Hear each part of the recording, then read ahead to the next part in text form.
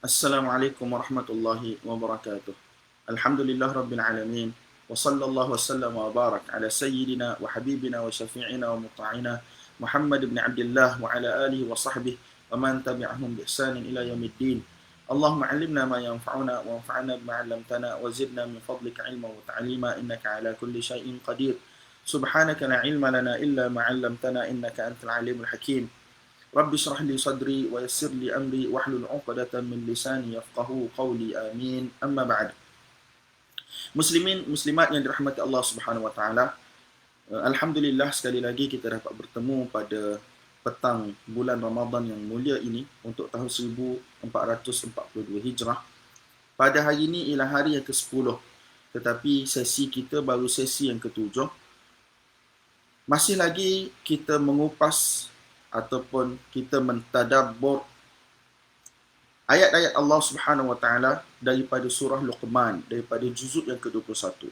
Alhamdulillah, sepanjang 7 sesi ataupun 6 sesi yang lepas, kita telah berjaya mentadabbur lebih kurang setakat kemampuan kita manusia biasa, lebih kurang 15 ayat. Satu muka setengah, lebih kurang 15 ayat. Dan hari ini insya-Allah, tanpa membuang masa, kita akan teruskan lagi beberapa ayat, iaitu daripada ayat 16 sehinggalah ayat ke-19 daripada surah Luqman ini. Dan ia masih lagi seputar wasiat, nasihat yang telah diberikan oleh Sayyidina Luqman AS kepada anak dia. Kita telah baca dalam 2 sesi yang lepas bagaimana Allah Subhanahu wa taala telah menyatakan bahawasanya Allah Subhanahu wa taala telah memberikan hikmah kepada Sayyidina Luqman AS. Dan antara isi kandungan hikmah-hikmah tersebut ialah apabila Sayyidina Luqman AS memberi peringatan kepada anak dia supaya mentauhidkan Allah Subhanahu wa taala, tidak mensyirikkan Allah Subhanahu wa taala. Beliau telah memberi penekanan akan betapa pentingnya tauhid, akan betapa bahayanya syirik. Dan dalam masalah tauhid dan syirik, walaupun ia melibatkan kaum keluarga seperti ibu bapa sekalipun, yang mana telah diperintahkan oleh Allah Subhanahu wa taala untuk kita berbuat baik kepada mereka berdua, kerana mereka adalah sebab kehidupan kita di dunia ini selepas daripada Allah Subhanahu wa taala. Namun apabila melibatkan tauhid dan syirik, Allah Subhanahu wa taala telah meletakkan garis pemisah.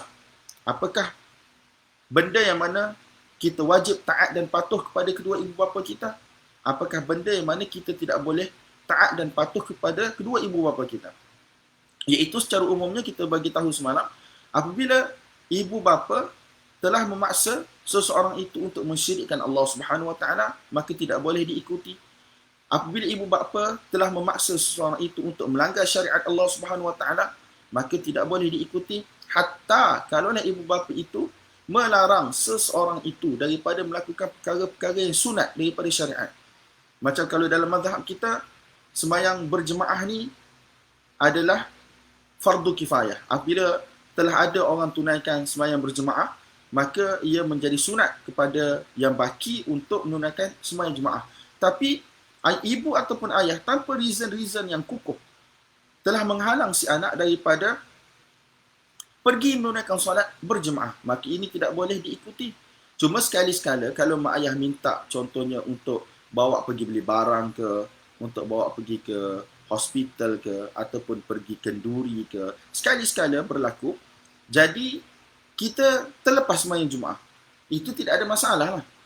Tapi kalau memang setiap kali nak pergi, ibu ataupun ayah tak bagi, tanpa ada sebarang reason yang diiktibar oleh syarak, jadi itu adalah termasuk di dalam perkara yang mana tidak boleh untuk diikuti. Begitu juga dalam masalah menuntut ilmu. Sebab menuntut ilmu ni tuan-tuan, ada level yang mana wajib fardu ain. Kalau yang level wajib fardu ain ke atas setiap seorang daripada kita, iaitu ilmu fardu ain berkaitan dengan akidah, ilmu fardu ain berkaitan dengan amalan kita seperti taharah, salat, puasa dan apa-apa sahaja yang wajib ke atas diri kita lah. Maka itu kalau ibu ataupun bapa tidak benarkan untuk kita tuntut untuk kita pelajari, maka tidak ada ketaatan dalam masalah tersebut. Hatta kalau dalam menuntut ilmu yang sunat pun, macam kita pergi belajar tafsir, kita pergi belajar hadis, kita pergi belajar ilmu-ilmu alat seperti bahasa Arab dan seumpamanya, tidak ada satu sebab yang diiktibar oleh syarak untuk kedua ibu bapa menghalang anak dia daripada pergi belajar, walaupun level belajar itu ialah sunat, maka tidak ada ketaatan. Kecualilah kalaulah kita pergi belajar itu menyebabkan kita memudaratkan ibu ataupun ayah dari sudut agama mereka ataupun dari sudut keduniaan mereka. Sebagai contoh dalam masalah nafkah. Dalam masalah nafkah, kita tidak bagi nafkah kepada ibu dan ayah. Kita pun bukan ulama yang mana ta'ayyun ke atas kita, yang mana telah menjadi kewajipan ke atas kita untuk belajar tinggi-tinggi. Jadi menyebabkan kita bermalas-malasan dalam bekerja dan seumpamanya. Jadi kita kononnya pergi belajar ilmu agama, benda yang mana kita tidak dapat belajar dengan elok pun. Bukan cara yang betul sangat pun kita belajar dari sudut sistem dan seumpamanya. Dan benda itu menyebabkan berlakunya mudarat kepada kedua ibu dan juga ayah. Maka kalau ibu dan ayah kata, pergilah kerja, kami memerlukan nafkah, kami memerlukan riayat penjagaan, maka pada waktu tersebut wajiblah untuk kita taat. Sebab kita dah bagi tahu semalam, benda yang utama untuk kita tunaikan kepada ibu dan ayah ialah nafkah dan juga riayah. Nafkah dan juga riayah. Nafkah belanja, riayah iaitu penjagaan. Nafkah kita dah bagi tahu semalam, kalau kita seorang, maka kita lah kena tanggung setakat kemampuan kita. Kalau kita ada adik-beradik yang lain dan seumpamanya, kita berkongsi. Adapun riayah biasanya ikut giliran. Nampak tak tuan-tuan? Jadi Allah Subhanahu Wa Taala telah meletakkan garis pemisah di antara ketaatan kepada Allah dan juga garis pemisah kepada ketaatan kepada kedua ibu bapa.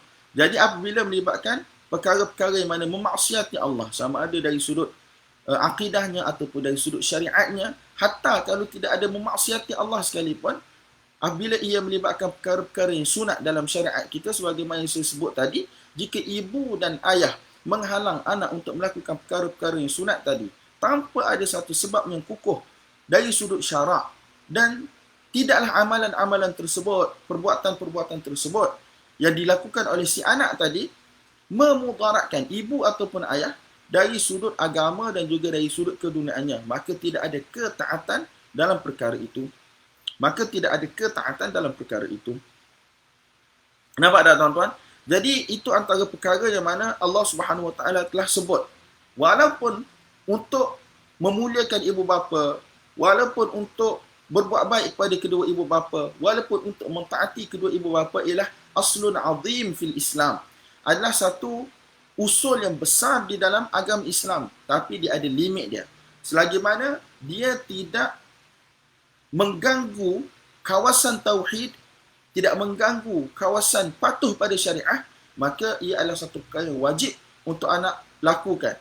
Dan kita dah bagi tahu semalam, ada yang wajib, terutamanya apabila melibatkan nafkah dan juga melibatkan riayah penjagaan, dan kebanyakan yang lain adalah sunat, iaitu kalau kita buat, kita telah berlaku baik kepada kedua ibu bapa dan ada pahala yang besar sedang menanti kita. Tapi kalau kita tak buat pun perkara yang sunat tadi, dia tidaklah sampai menjadikan dosa. Cuma kalau kita buat lebih baik. Sebagaimana tafsil penerangan yang telah diberitahu semalam. Jadi tuan-tuan, walaupun berbuat baik kepada kedua ibu bapa ini ialah satu perkara yang sangat dituntut, bahkan ada yang wajib. Tetapi kalau sampai untuk mensyirikkan Allah Subhanahu Wa Taala ataupun untuk melanggar syariat Allah Subhanahu Wa Taala, maka Allah Subhanahu Wa Taala melarang seseorang itu daripada mentaati kedua ibu bapanya. Fala tuti'huma, jangan sekali-kali kamu mentaati kedua ibu bapa kamu ataupun salah seorang daripada mereka dalam kes macam ni. Tapi masih lagi Allah Subhanahu Wa Taala mengajar kita untuk bermuamalat, untuk berkomunikasi, untuk hidup bersama dengan mereka dengan cara yang baik. Dan Allah Subhanahu Wa Taala mengharamkan apa sahaja bentuk menyakiti mereka dari sudut perbuatan fizikal ataupun dari sudut percakapan, dari sudut emosi dan seumpamanya, kerana itu menafikan perbuatan syukur berterima kasih yang sepatutnya kita lakukan kepada kedua ibu bapa kita, kerana mereka lah insan yang mana telah melahirkan kita kedua dia, membesarkan kita, menjaga kita, memberi kita tempat perlindungan, memberi kita makan minum dan seumpamanya. Walaupun mereka suruh kita buat benda yang salah, benda yang menyalahi tauhid dan juga syariat, maka kita tolak dengan cara yang baik. Kita tolak dengan cara yang baik. Jadi pada ayat yang ke-16 dan juga ayat yang ke-19, Sayyidina Luqman Al-Hakim alaihissalam, beliau telah menyambung lagi nasihat-nasihat kepada anak dia. Jadi dalam ayat ni insya-Allah kita akan baca beberapa perkara lah. A'udzubillahi minasyaitonirrajim. Ya bunayya innaha in takum mithqala habatin min khardal fatakun fi sakhratin aw fis samawati aw fil ardi ya'ti biha Allah. Innallaha latifun khabir. Ya bunayya, sebagaimana kita beritahu sebelum ini, dia merupakan gaya bahasa yang menunjukkan kepada kasih sayang. Adanya tahabbub dan juga isfaq, iaitu wahai cahaya mataku, wahai penyejuk mataku. Dia panggil apa? Gaya bahasa memujuk. Ya bunayya, wahai anak aku.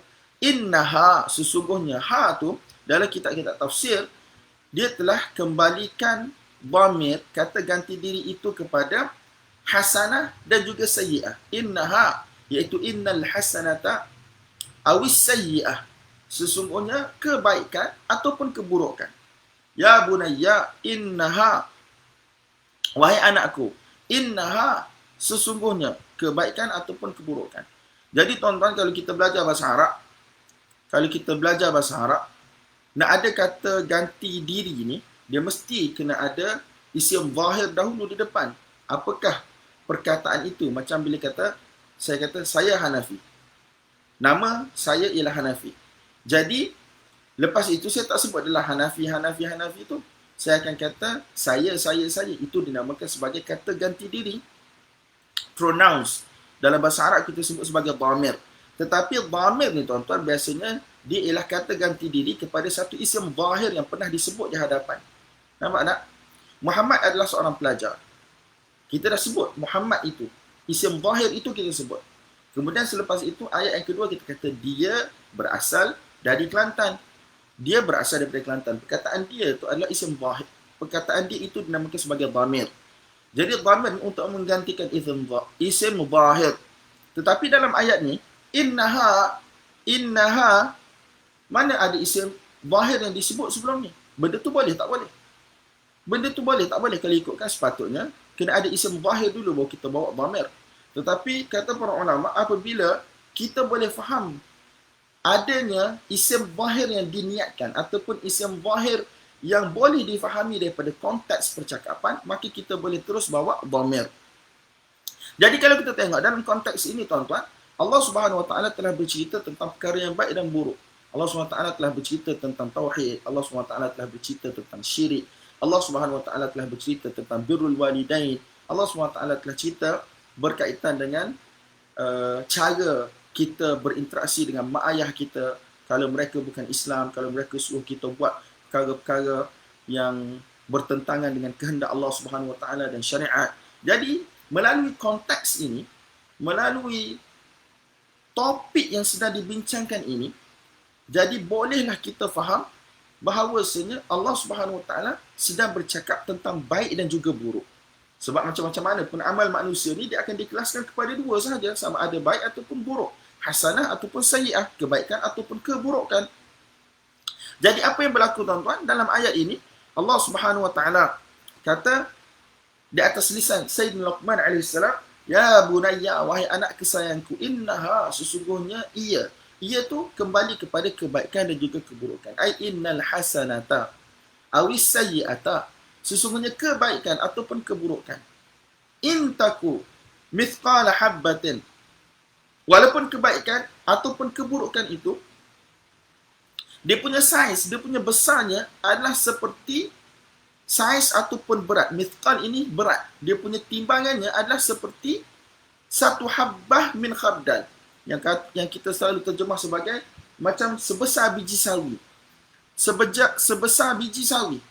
Mithqala habbatin min khardal. Kalaulah kebaikan itu, dia punya timbangannya hanya sebesar biji sawi sahaja. Fatakun fi sakhrah. Dan dahlah biji sawi yang begitu kecil, timbangannya begitu ringan, dan berada pula di tempat-tempat yang tersembunyi pada pandangan manusia yang biasa. Fatakun fi sakhrah. Fatakun fi sakhratin, biji sawi itu berada di dalam batu. Au fis samawat, ataupun berada di langit yang tinggi sana. Satu biji sawi, tuan-tuan. Kapal terbang pun, bila dia terbang di udara sana, kita nampak begitu kecil. Cuba tuan-tuan bayang, satu biji sawi. Takun fis samawat, berada di langit yang tinggi sana. Au fil ard, ataupun satu biji sawi yang kecil itu, sama ada kebaikan ataupun keburukan, berada di dalam bumi yang begitu dalam. Ya'ti bihallah, pasti Allah Subhanahu Wa Taala akan bawa perbuatan tersebut, baik ataupun buruk, iaitu pahala ataupun dosa, asar daripada perbuatan tersebut, kesan daripada perbuatan tersebut. Bila? Pada hari kiamat. Bila? Iaitu pada hari kiamat. Banyak sangat tuan-tuan ayat yang mana merujuk kepada tidak ada satu perkara pun yang akan terlepas daripada kiraan Allah Subhanahu Wa Taala. La ya'zubu anhu mithqalu dzarratin fil ardi wala fis sama'. Tidak ada satu perkara pun yang mana akan terlepas daripada ilmu pengetahuan Allah Subhanahu Wa Taala walaupun sebesar zarrah, sama ada di langit ataupun di bumi. Ayat yang kita selalu baca, faman ya'mal mithqala dzarratin khairan yarah wa man ya'mal mithqala dzarratin syarran yarah. Siapa yang mana dia melakukan amal kebaikan walaupun sebesar darah. Darah yang kata sebesar semut kecil, semut merah kecil itu pun dia akan lihat dia punya kesan dia pada hari kiamat, pahalanya pada hari kiamat. Dan siapa yang mana melakukan walaupun sebesar darah, sebesar semut kecil yang berwarna merah itu pun keburukan, kejahatan, dia akan lihat kesan dan kesan daripada dosa tersebut pada hari kiamat. Faman ya'mal mithqala dzarratin khairan yarah wa man ya'mal mithqala dzarratin syarran yarah. Nampak tak tuan-tuan? Jadi tidak ada satu benda pun yang manusia buat di dunia ini kecuali pasti akan ada hisabnya pada hari kiamat nanti di hadapan Allah Subhanahu Wa Taala. Cuma untuk kita senang faham tuan-tuan, amal manusia di atas dunia ni, para ulama usul kita mereka kata terbahagi kepada 5 hukum yang kita sebut sebagai hukum taklifi lah. Ada amal yang mana bersifat wajib, ada amal yang mana bersifat haram untuk dibuat, ada amal yang mana bersifat sunat untuk dibuat, ada amal yang mana bersifat makruh untuk dibuat, ada amal yang mana bersifat harus untuk dibuat. Jadi benda yang wajib kita buat, kalau kita tak buat, dapat dosa. Benda yang haram untuk kita buat, kalau kita buat, dapatlah dosa. Nampak tak? Kalau makruh, sunat sebagaimana kita dah tahu, makruh kalau buat tak dapat dosa. Sunat kalau kita buat, dapat pahala. Kalau kita tinggal, tak dapat dosa. Mubah, harus, kalau kita buat ataupun kita tak buat, tak dapat dosa, tak dapat pahala. Jadi tuan-tuan, ini merupakan indikator, ini merupakan kayu ukur amalan-amalan kita itu kebaikan ataupun keburukan, dapat dosa ataupun dapat pahala. Sebab tu penting untuk setiap seorang daripada kita belajar. Sebab tu ulama kata ada benda bersifat fardu ain yang kita kena belajar. Kita kena tahu apa yang wajib kita buat, apa yang wajib kita tinggalkan. Itu kalau melibatkan amalan lahiriah, batang tubuh biasa kita. Bila melibatkan akidah, kita kena tahu benda mana wajib untuk kita beriman, benda mana tidak boleh kita yakini, kita tidak boleh imani.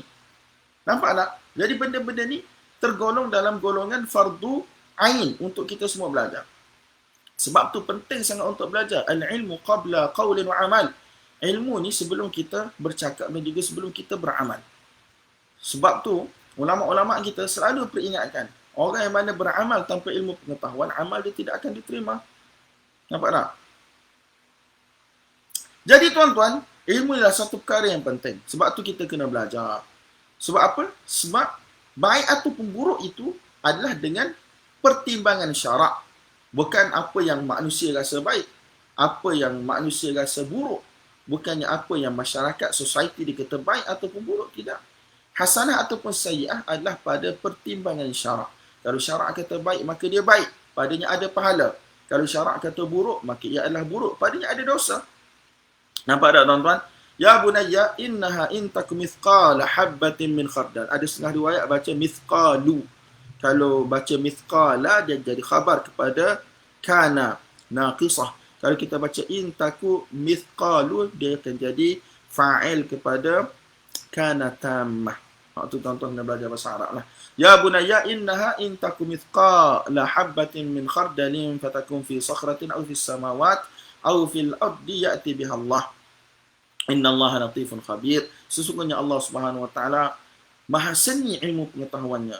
Maksudnya latif, Allah Subhanahu wa taala maha seni pengetahuan. Maksudnya pengetahuan Allah Subhanahu wa taala meliputi segala sesuatu. Ataupun satu lagi, latif, Allah Subhanahu Wa Taala ni maha lemah lembut dengan hamba dia. Tak, walaupun manusia melakukan keburukan dan seumpamanya, tetapi Allah Subhanahu Wa Taala masih lagi membuka pintu taubat untuk mereka. Kalau manusia melakukan kebaikan dengan syarat mereka berimanlah, kebaikan-kebaikan mereka akan dilipat kali gandakan oleh Allah Subhanahu Wa Taala, paling kurang 10 kali ganda. Tetapi kalau kejahatan, kalau dibuat hanya satu. Kalau dibuat hanya satu kejahatan. Jadi tuan-tuan, 10 tolak dengan satu, masih lagi berbaki 9 kebaikan. Jadi ini menunjukkan kepada apa tuan-tuan? Kepada sifat lutufnya Allah Subhanahu Wa Taala. Sifat maha lembutnya Allah Subhanahu Wa Taala, maha pengasihnya Allah Subhanahu Wa Taala. Dari sudut ilmu, dari sudut ihatah ilmu, pengetahuan Allah Subhanahu Wa Taala, tidak ada satu benda pun yang mana terlepas daripada ilmu Allah Subhanahu Wa Taala. Sebab tu dalam suratul Kahf pada hari Jumaat, apabila manusia yang kita selalu baca pada hari Jumaat lah, diceritakan pada hari kiamat nanti, apabila manusia diberi buku amalan mereka, manusia kata, ma li hadzal kitab la yughadiru saghiratan wala kabiratan illa ahsaha. Apalah buku amalan ini? Tidak ada satu amalan pun yang kecil ataupun yang besar, semuanya telah ditulis dalam buku amalan ini. Ma yalfidhu min qawlin illa ladayhi raqibun atid. Tidak ada satu lafaz pun, tidak ada satu patah perkataan pun yang keluar daripada mulut manusia illa ladayhi raqibun atid, kecuali adanya malaikat raqib atid di kiri dan juga kanan yang akan tulis perkara tersebut. Adakah ia menjadi pahala untuk kita ataupun ia menjadi dosa untuk kita? Nampak tak tuan-tuan? Jadi Allah Subhanahu Wa Taala latif, dari sudut ilmu Allah Subhanahu Wa Taala merangkumi, meliputi segala sesuatu. Tidak ada satu benda pun yang mana terlepas daripada ilmu pengetahuan Allah Subhanahu Wa Taala. Dan latifnya Allah Subhanahu Wa Taala dengan umat manusia. Allah Subhanahu Wa Taala memberi peluang kepada mereka untuk bertaubat. Walaupun banyak mana kesalahan, dosa mana mereka lakukan di atas dunia ini, hari-hari mensyirikkan Allah, memaksiati Allah Subhanahu Wa Taala, tapi Allah Subhanahu Wa Taala masih lagi memberi muhlah, masih lagi memberi tempoh masa untuk mereka. Ini juga adalah lutuf daripada Allah Subhanahu Wa Taala. Ini juga adalah, orang kata, sifat pemurah, penyayang, pengasihnya Allah Subhanahu Wa Taala. Lemah lembutnya Allah Subhanahu Wa Taala, santunnya Allah Subhanahu Wa Taala kepada umat manusia. Allah Subhanahu Wa Taala memberi kepada mereka muhlah, Allah memberi kepada mereka tempoh untuk bertaubat. Dan latifnya Allah dengan umat ini, apabila umat ini melakukan satu dosa, maka hanya satu ditulis. Tetapi jika umat ini melakukan satu kebaikan, maka Allah Subhanahu Wa Taala gandakan kebaikan tersebut paling kurang 10 kali ganda. Innal hasanata bi'ashri amthaliha. Sesungguhnya satu kebaikan itu paling kurang 10 kali ganda. Nampak tak? Paling kurang 10 kali ganda. Dan hatta manusia, apabila mereka melakukan dosa sekalipun, selagi mana dalam hati mereka ada iman, selagi mana dalam hati mereka tidak ada syirik kepada Allah Subhanahu Wa Taala, maka Allah Subhanahu Wa Taala boleh ampunkan begitu sahaja. Selagi tidak syirik kepada Allah, Allah Subhanahu Wa Taala boleh ampunkan begitu sahaja. Sebagaimana hadis yang terakhir dalam hadis 40 kan, hadis daripada Sunan At-Tirmidzi, hadis kursi. Allah Subhanahu Wa Taala kata, wahai hamba-Ku, jikalau kamu datang berjumpa dengan aku, membawa dosa penuh daripada langit sampai ke bumi, daripada bumi sampai ke langit, dalam keadaan kamu tidak mensyirikkan aku dengan segala sesuatu pun, aku akan ampunkan dosa-dosa kamu semua. Wala ubali. Benda itu senang pada aku, tak ada masalah. Betapa lutufnya Allah, betapa latifnya Allah dengan hamba-hambanya. Khabir, dan Allah Subhanahu Wa Taala Maha mengetahui. Nasihat yang seterusnya, ya bunayya, wahai anakku, aqimis salata wa amur bil ma'ruf wa nha 'anil munkar wasbir 'ala ma asabak, inna dhalika min 'azmil umur.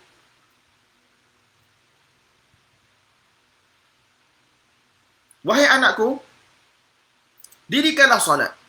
Jadi solat ni dah ada tuan-tuan dalam syariat-syariat terdahulu. Cuma tidaklah sama dari sudut bilangan seperti kita. Kita asalnya 50, Allah Ta'ala turunkan, kurangkan jadi 5 kan. Kemudian kita ada yang 2 rakaat, ada 3 rakaat, ada 4 rakaat, dengan bacaan sekian, dengan rukun mustahabat sekian, sebagaimana kita belajar dalam kitab-kitab fiqh kita lah. Tapi dulu aslus salah itu telah ada, sebagaimana aslus saum itu telah ada. Cuma ada perbezaan dari sudut detail-detail dia, dari sudut bilangan. Kalau puasa, bilangan hari pada bulan berapa. Jadi tuan-tuan, ini merupakan perkara yang mana telah diberi nasihat oleh Luqman Al-Hakim kepada anak dia. Supaya apa? Supaya maintain salat. Dirikan salat. Iaitu dirikan salat dalam waktu dia. Kalau boleh pada awal waktunya. Kalau kita dalam Islam ni secara berjemaah di tempat azan dilaungkan. Kemudian kita kena sempurnakan segala rukun. Kita kena tunaikan dia punya sunat-sunat, mustahabat-mustahabat. Nampak tak? Ya bunayya aqimis salah. Dirikan salat dari sudut fizikalnya kita, dari sudut fiqahnya, dari sudut khusyuknya di dalam hati kita. Sebab apa? Salat ini merupakan hubungan di antara manusia dengan Allah Subhanahu Wa Taala. Manusia dia berhubung dengan Allah Subhanahu Wa Taala melalui salat. Sebab tu sebahagian ulama kata pemisah antara manusia dengan Allah Subhanahu Wa Taala hanyalah air dan juga debu tanah. Sebab apa? Manusia bila dia nak masuk bermunajat kepada Allah dalam salat dia, tuan-tuan, dia hanya berhajat kepada air ataupun debu tanah. Air untuk dia berwuduk, debu tanah untuk dia tayammum. Tetapi Allah Subhanahu Wa Taala dengan sifat lutuf dia, Allah Subhanahu Wa Taala sentiasa membuka pintu untuk kita bermunajat pada Allah, untuk kita ingat pada Allah, kita berzikir pada Allah walaupun tanpa air dan juga debu tanah. Dalam hal-hal keadaan biasa, kita boleh baca Quran walaupun kita berada dalam keadaan hadas kecil. Kita boleh berzikir walaupun kita berada dalam keadaan hadas kecil. Walaupun kita tidak berada di masjid, walaupun kita tidak berada di tempat yang suci, fikiran kita paling kurang, kita boleh berzikir kepada Allah Subhanahu Wa Taala. Nampak tak? Jadi tuan-tuan, Allah Subhanahu Wa Taala buka kepada umat manusia pintu yang luas untuk mengingati Allah, untuk mengingati berzikir kepada Allah. Tetapi tuan-tuan, yang paling special ialah munajat apabila kita berada di dalam salat. Jadi disebut sebagai mi'raj setiap hamba ini. Jadi disebut sebagai mi'raj hamba ini kepada Allah Subhanahu Wa Taala dalam salat. Yang ni Allah Subhanahu Wa Taala letak syarat, dia kena bersuci daripada hadas. Hadas kecil ataupun hadas besar. Sama ada melalui wuduk ataupun melalui tayammum. Ataupun melalui ghusl kalau dalam hadas besar. Dah, pintu yang Allah Subhanahu Wa Taala buka kepada umat manusia setiap hari, sama ada melalui salat yang fardu ataupun melalui salat yang sunat. Allah SWT membuka pintu tersebut untuk kita bermunajat mi'raj kepada Allah Subhanahu Wa Taala. Dan salat ini adalah satu perkara yang sangat penting, tuan-tuan. Pemisah antara iman dan kufur. Innal ahda bainana wa bainal kufri tarkus salah. Sesungguhnya perbezaan antara kita ataupun pemisah barrier antara kita orang Islam dan juga antara kekufuran ialah tarkus salah, meninggalkan salat. Jadi perkara yang lain disebut oleh Sayyidina Luqman ialah wa'mur bil ma'ruf, hendaklah kamu memerintahkan, menyuruh, mengajak orang untuk melakukan perkara yang ma'ruf. Perkara yang ma'ruf ni tuan-tuan, perkara yang mana ma'ruf pada sudut syarak. Benda yang mana syarak kata baik, maka ialah baik. Wanha 'anil munkar, dan hendaklah kamu menegah daripada kemungkaran. Dan perkara yang mungkar ialah perkara yang mana apabila syarak kata buruk, maka dia buruk. Jadi termasuklah di dalam ma'ruf dan juga mungkar ini, tuan-tuan, apa yang mana satu-satu masyarakat itu anggap sebagai ma'ruf dan satu-satu masyarakat itu anggap sebagai mungkar. Benda yang tidak elok. Sebab apa, tuan-tuan? Selagi mana uruf itu, orang kata pengamalan setempat itu, dia tidak bertentangan dengan syariat Allah Subhanahu Wa Taala, maka uruf itu menjadi salah satu daripada usul pensyariatan Islam.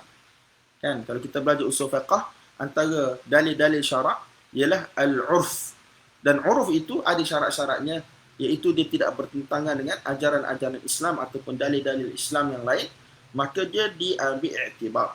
Jadi bila kita sebut wa'mur bil ma'ruf di sini, perkara yang baik, perkara yang mana dikira baik oleh syarak, dan termasuklah di dalamnya perkara yang mana baik dikira oleh uruf yang mana tidak menyalahi syarak. Dan hendaklah kamu mencegah daripada perkara yang mungkar, iaitu perkara yang mana telah dikatakan mungkar, dosa oleh syarak, dan juga perkara yang mana telah dikatakan mungkar oleh uruf yang mana tidak melanggar syarak. Nampak tak? Wasbir ala ma asabak, dan hendaklah kamu bersabar di atas apa sahaja yang menimpa kamu. Jadi Allah Subhanahu Wa Taala suruh kita menunaikan ibadat yang begitu penting. Nah, di dalam syariat dahulu, dalam syariat kita pun. Dan inilah yang telah diberi pesanan oleh Sayyidina Luqman Al-Hakim alaihissalam. Salat ini merupakan perkara yang penting. Jadi tuan-tuan, umat ini, bahkan umat dahulu pun, bukanlah umat ibadat semata-mata. Umat ini dan umat terdahulu bukanlah umat ibadat semata-mata. Bahkan umat ini dan umat terdahulu adalah umat dakwah juga. Iaitu kita ada tanggungjawab di hadapan Allah Subhanahu Wa Taala. Sebab apa tuan-tuan? Kalau kita beribadat semata-mata, tentera-tentera syaitan yang mana berusaha saban hari, saban waktu, saban masa untuk menyesatkan umat manusia, dia akan berjaya menyesatkan umat manusia walaupun dia adalah ahli ibadat. Sebab apa tuan-tuan? Hanya satu sahaja cara untuk menghalang gerakan iblis dan juga syaitan dan juga tentera-tentera mereka, iaitu melalui dakwah. Sebab tu Allah Subhanahu Wa Taala memberi peringatan yang besar berkaitan dengan amar ma'ruf dan juga nahi munkar. Sebab apa tuan-tuan? Ini merupakan benteng yang besar untuk menghalang manusia daripada meninggalkan tauhid, untuk menghalang manusia daripada meninggalkan taat kepada Allah, untuk menghalang manusia daripada mencerobohi kawasan larangan Allah Subhanahu Wa Taala. Ia adalah benteng yang besar daripada syaitan datang menyesatkan umat manusia. Sebab tu kalau kita tengok dalam surah-surah yang lain, Allah Subhanahu Wa Taala sebut, lu'ina alladhina kafaru min bani Israil ala lisani Dawud wa Isa bin Maryam dzalika bima asaw wa kanu ya'tadun. Allah Subhanahu Wa Taala telah melaknat Bani Israel di atas lisan para nabi seperti Daud alaihi salam dan juga Sayyidina Isa alaihi salam. Kanu bima asaw wa kanu ya'tadun, disebabkan oleh kemaksiatan yang mereka lakukan dan juga perbuatan melampaui batas yang mereka telah lakukan. Kanu la yatanahawna 'an munkarin fa'aluh. Labi sama kanu yaf'alun. Mereka tidak sekali-kali melarang sesama mereka daripada melakukan perbuatan mungkar yang telah mereka lakukan. Kalau ada orang lakukan perbuatan mungkar, mereka tak larang. Dalam setengah riwayat kata, larang sekali, dua kali. Tapi, lepas tu bila tak dengar, mereka turut serta dengan orang yang mana melakukan perbuatan mungkar tadi. Mereka makan bersama, tidur bersama, bergurau senda bersama, bergelak ketawa bersama. Last sekali, perkara-perkara yang mungkar telah difikir sebagai ma'ruf. Perkara-perkara mungkar telah difikir sebagai ma'ruf. Last sekali mereka telah dilaknat oleh Nabi-Nabi Allah Subhanahu Wa Taala seperti Nabi Daud, Nabi Isa alaihi wassalam. Kanu la yatanahawna 'an munkarin fa'aluh labi sama kanu yaf'alun. Jadi tuan-tuan, amar ma'ruf nahi munkar ini perkara yang mana Allah Subhanahu Wa Taala telah perintahkan kepada umat terdahulu. Apatah lagi umat ini. Umat ini banyak sangatlah tuan-tuan. Ayat berkaitan amar ma'ruf nahi munkar. Kuntum khaira ummah ukhrijat lin-nas ta'muruna bil ma'ruf wa tanhauna 'anil munkar wa tu'minuna billah. Kamu ialah umat yang paling baik yang telah dikeluarkan untuk umat manusia. Kamu mengajak kepada perkara yang ma'ruf, kamu mencegah daripada kemungkaran dan kamu beriman kepada Allah Subhanahu Wa Taala. Wal takum minkum ta'ifatun. Ya nah? Wal takun ta'ifatun minkum. Gitu kayak ni. Wal takum minkum ta'ifatun ya'muruna bil ma'ruf. Wa suana ada? Wal takum minkum ta'ifatun. Apa tak ingat ni? Wal takum minkum ta'ifatun yad'una ilal khair, mengajak kepada kebaikan. Ada satu kumpulan di kalangan kamu yang mana mengajak kepada kebaikan. Wa ya'muruna bil ma'ruf, menyuruh melakukan perkara-perkara yang ma'ruf. Wa yanhauna 'anil munkar, dan juga mencegah daripada kemungkaran. Jadi dakwah ini satu perkara yang penting tuan-tuan. Dan apabila manusia mereka melakukan ibadat bersifat pribadi mereka kepada Allah Subhanahu Wa Taala, amalan-amalan khusus mereka dengan Allah Subhanahu Wa Taala, dan dalam masa yang sama mereka tidak melupakan tanggungjawab, bebanan tanggungjawab yang Allah Subhanahu Wa Taala telah beri kepada mereka untuk mereka menyebarkan agama ini kepada umat manusia, mengajak umat manusia kepada agama ini untuk mentauhidkan Allah, menjauhkan manusia daripada syirik, untuk manusia beribadat kepada Allah semata-mata. Tidak boleh tidak akan ada kesusahan-kesusahan yang mana mereka akan lalui dalam kehidupan mereka. Sama ada ibadat mereka sendiri pun ada kesusahan. Apatah lagi jika mereka buat dakwah, menyuruh untuk melakukan kebaikan pun ada kesusahan. Apatah lagi apabila untuk menghalang manusia daripada melakukan kemungkaran. Mesti ada banyak kesusahan, mesti ada banyak cabaran, mesti ada banyak halangan. Sebab tu Allah Subhanahu Wa Taala tutup dengan satu perkara yang begitu penting, iaitu orang boleh kata ini ialah ibu bagi segala istiqamah dalam kehidupan. Dalam kehidupan kita, ibu segala istiqamah ialah wasbir ala ma asabak. Hendaklah kamu bersabar terhadap apa sahaja yang mana menimpa kamu. Kerana amal ibadat kamu, kerana dakwah kamu, kamu hendaklah bersabar. Dan sabar ni tuan-tuan, ada beberapa peringkat lah sebagaimana yang disebut oleh para ulama. Sabar apabila adanya ujian-ujian, bala bencana yang menimpa, itu semua sabar. Yang kedua, sabar di atas melakukan amal ibadah seperti puasa sekarang, seperti solat, haji, umrah, baca Quran. Dan juga sabar apabila kita tidak dapat melakukan maksiat. Kan ada benda-benda yang kena dengan hawa nafsu kita, keinginan kita. Nah, tapi kita tak buat.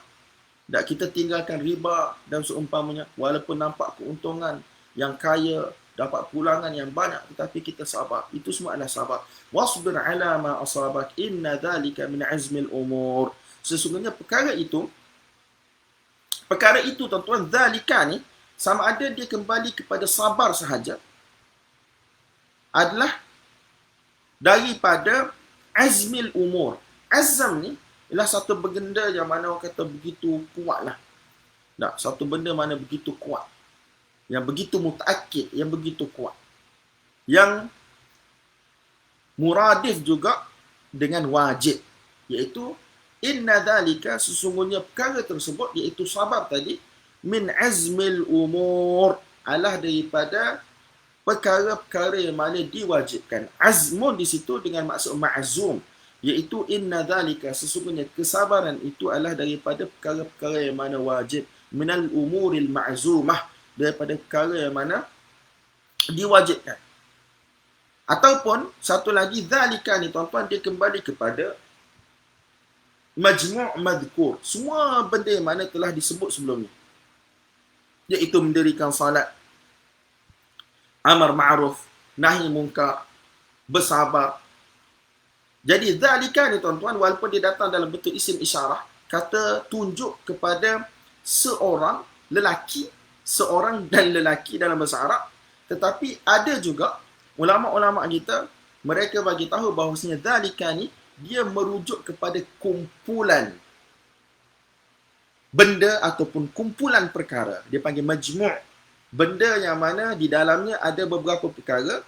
Jadi let's say kalau kita kata dalam ayat ni berkaitan dengan mendirikan salat, berkaitan amar ma'ruf, berkaitan nahi munkar, kemudian berkaitan sabar. Jadi empat benda ini membentuk satu kumpulan. Dia panggil majmu', satu kumpulan yang mana mengandungi empat benda. Jadi sahlah untuk kita isyaratkan dengan dhalika, ay dhalikal madhkur, benda yang mana telah disebut di dalam kumpulan tersebut.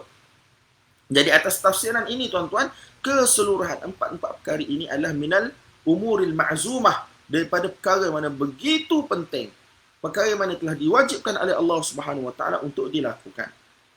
Dan tuan-tuan, sebagai satu orang Muslim, satu orang mukmin, dalam kehidupan biasa kita pun, kita kena bersifat dengan sifat-sifat yang mulia, dan kita kena menjauhkan diri kita daripada sifat-sifat yang tercela. Apatah lagi jika kita memakai pakaian agamawan, apatah lagi jika kita memakai pakaian da'i ilallah, mengajak manusia kepada Allah, pendakwah, maka lagi-lagilah kita kena bersifat dengan sifat yang mulia. Kita kena menjauhkan diri kita daripada sifat-sifat yang tercela. Jadi Allah Subhanahu Wa Taala sebut dalam ayat ke-18, ayat ke-19 beberapa ciri-ciri sifat-sifat yang mulia mana perlu kita usahakan untuk wujud dalam kehidupan kita. Antaranya ialah wala tusa'ir khaddaka lin-nas wala tamshi fil ardi maraha. Janganlah sekali-kali kamu memalingkan kamu punya pipi daripada manusia kerana takabur, bercakap tak tengok muka orang dan seumpamanya. Sebab tu Nabi SAW bila bercakap dengan para sahabat, Nabi SAW akan berpaling dengan keseluruhan badan. Tak adalah kalau ada orang panggil di sebelah tepi tu, Nabi SAW bercakap tapi tengok depan, ataupun hanya berpaling dengan kepala sahaja. Tidak. Bahkan Nabi SAW akan berpaling dengan keseluruhan tubuh badan. Sebab ini adalah antara sifat tawaduk, iaitu kita memuliakan orang. Tapi tuan-tuan, benda ni bukan satu benda yang mudah lah. Terutamanya dalam zaman handset sekarang kan. Bercakap masing-masing tengok handset. Kita tak tengok dah kawan kita. Tak, kawan kita tanya soalan pun kita tak bagi perhatian. Hatta kita tanya kawan kita pun dia tak bagi perhatian. Yang lagi teruk, ada yang tanya soalan. Kalau kita jawab, dia tak dengar jawapan kita, dia tengok handset dia. Itu lagi sakit hati.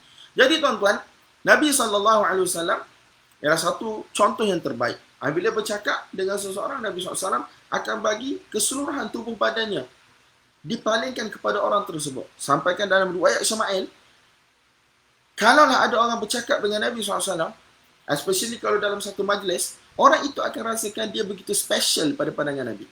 Seolah-olah Nabi SAW memang bagi perhatian untuk dia sahaja. Padahal tak, itu ialah orang kata amalan, kebiasaan, nature Nabi yang biasa. Dan untuk memuliakan sahabat, untuk memuliakan orang yang berada dalam majlis. Dan tidak akan memalingkan muka daripada orang yang mana sedang bercakap dengan dia. Wala tusa'ir khaddaka linnas. Jangan sekali-kali kamu palingkan muka kamu daripada manusia. Wala tusa'ir khaddaka linnas. Janganlah sekali-kali kamu memalingkan muka kamu daripada manusia dalam keadaan takabur. Wala tamshi fil ardi maraha. Dan jangan sekali-kali kamu berjalan di atas muka bumi ini dalam keadaan marahan, iaitu dalam keadaan mutakabbir, cara jalan yang takabur dan seumpamanya. Jadi tuan-tuan, benda ni tak perlu syarah panjang, kita boleh faham. Kita boleh tahu bagaimana orang tu jenis takabur ataupun orang tu dia jenis yang mana Masya Allah, satu orang yang baik, sopan, satu orang yang santun, satu orang yang mana orang Kelantan kata plega. Plega ni orang yang memelihara, riayat orang lain. Nah, meletakkan orang lain pada kedudukan yang mulia. Jadi benda ni semua kita tak perlu syarah panjang tuan-tuan. Benda ini benda yang mana kita faham melalui kehidupan kita seharian. Wala tamshi fil ardi maraha. Dalam ayat yang lain Allah Taala kata wala tamshi fil ardi maraha. Jangan sekali-kali kamu berjalan di atas muka bumi ini dalam keadaan takabur, tabakhtur. Nah, jangan orang-orang yang mana khuyala, orang yang mana sombong, jangan. Innaka lan takhriqal arda wa lan tablughal jibala tula. Sesungguhnya kamu dengan cara jalan kamu tu kamu tidak akan dapat memecahkan bumi, membelah bumi, dan kamu sendiri bila kamu angkat diri kamu dah nampak tinggi, kamu tidak akan sampai kepada ketinggian gunung Ganam sekalipun. Walan takhriqal arda innaka lan takhriqal arda wa lan tablughal jibala tula. Jadi tidak ada kebaikan. Apatah lagi kalau kita agamawan, apatah lagi kalau kita pendakwah. Apabila kita berjumpa dengan umat manusia, kita bercakap dengan mereka dengan pandangan, dengan percakapan kasih sayang, dengan bahasa yang elok. Sifat kesian pada umat, mendoakan umat, mendoakan keampunan untuk kita dan umat, mendoakan kerahmatan untuk kita dan umat, mendoakan kasih sayang supaya Allah SWT memberikan kasih sayang kepada kita dan umat. Ini sifat yang perlu ada pada satu orang agamawan, pada satu orang pendakwah. Tetapi tidaklah bermakna kasih sayang kita kepada umat menyebabkan kita buat tidak tahu apabila ada hukum Allah Subhanahu Wa Taala yang sedang dilanggar ataupun ada hukum Allah Subhanahu Wa Taala sedang dipersenda-sedakan. Lembutnya kita, baiknya kita tuan-tuan tidak menunjukkan kepada lemah. Nampak tak? Sebab tu Allah Subhanahu Wa Taala sebut wanha 'anil munkar. Mesti kita kena cegah kemungkaran tetapi dengan cara yang baik. Dan mencegah kemungkaran ini tuan-tuan adalah berdasarkan kedudukan yang Allah Subhanahu Wa Taala letak bagi seseorang itu. Pemerintah dia ada cara dia, ibu ayah ada cara dia, guru ada cara dia, kawan-kawan ada cara dia, kita dengan orang asing ada cara dia. Jadi tuan-tuan, benda ni kita kena belajar. Wala tusa'ir khaddaka lin-nas wala tamshi fil ardi maraha innallaha la yuhibbu kulla mukhtalin fakhur. Sesungguhnya Allah Subhanahu Wa Taala tidak menyukai setiap orang yang mana mukhtal. Apa itu mukhtal tuan-tuan? Orang yang mana sombong, bongkak dalam perjalanan dia, cara dia berjalan, cara dia conduct diri dia. Satu orang yang fakhur, iaitu satu orang yang mana berbangga diri, satu orang yang mana bongkak, satu orang yang mana sombong. Nah, dia berbangga diri dengan nikmat-nikmat Allah bagi pada dia. Dia tidak bersyukur kepada Allah Subhanahu Wa Taala. Allah Subhanahu Wa Taala tak suka orang macam ni tuan-tuan. Waqsid fi masyika. Jadi hendaklah kamu muqtasid, hendaklah kamu orang kata balance dalam perjalanan, cara jalan. Tidak nampak lembek, tidak nampak malas, tapi tidak nampak takabur. Waqsid fi masyik. Hendaklah kamu balance, hendaklah kamu pertengahan dalam perjalanan kamu. Waghdud min sautik. Dan begitu juga dalam percakapan. Tidaklah selalu slow sampai orang tak dengar. Sampai orang kena tanya banyak kali, kau cakap apa ni baik? Tapi tidaklah suara yang begitu tinggi. Waghdud min sautik. Waghdud dengan erti kata rendahkan kamu punya suara sampai kepada had balance, yang mana orang boleh dengar. Nampak tak? Inna ankaral aswati la sautul hamir. Kerana sesungguhnya suara yang paling tidak disukai oleh Allah Subhanahu Wa Taala ialah hatta perkara suara yang paling tidak disukai oleh manusia ialah suara himar. Inna ankaral aswati la sautul hamir. Kerana suara yang paling tidak disukai oleh Allah Subhanahu Wa Taala adalah suara hamir. Nampak tak? Sebab apa? Suara dia tu memang bunyi, memang tak sedap lah tuan-tuan. Sebab tu kalau tuan-tuan pergi negara Arab, antara horn yang paling kita orang benci ialah horn yang diguna suara himar. Horn yang mana dia buat suara himar. Horn dia tu dia boleh apa, modify, dia buat horn suara himar. Dan memang itulah horn yang paling kami benci.